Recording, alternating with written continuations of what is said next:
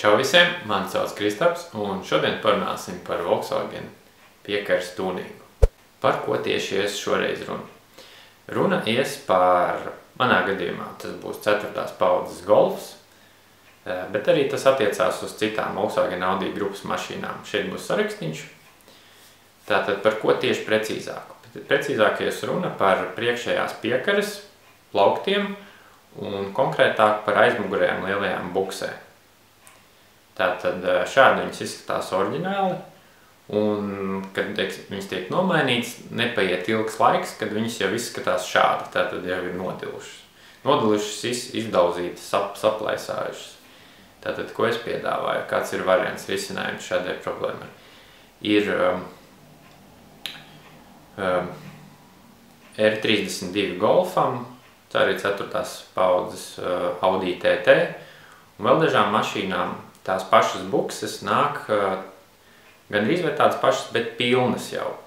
Ko tas nozīmē? Tas nozīmē, ka mūsu variantā, ko es gribētu, vismaz gribēju panākt savai mašīnai, to, ka viņas tik ātri nenodilst.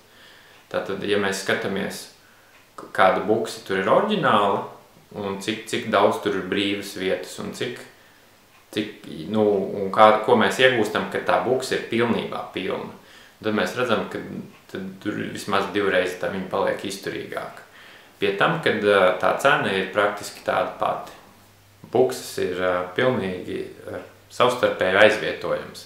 Tātad plauktā viņas ieprasējās pilnībā identiski, ārējais diametrs ir vienāds, iekšējais diametrs caur skrūvē, kas iet cauri, arī ir tieši tāds pats. Tā kā uzstādot pilnībā nekādas problēmas nebūs. Tātad, kur ir tie kodi, kas ir oriģinālās bukses kodi, un pēc tam jau pilnās bukses kodi. Jā, tas bija tāds īsts video. Kaut kad vēlāk būs video, kā es tur ņēmos un darbojos savam borei mainī. Jā, šodienai tas būs viss. Uz drīz tikšanos. Kopējams kodiņi būs arī aprakstā.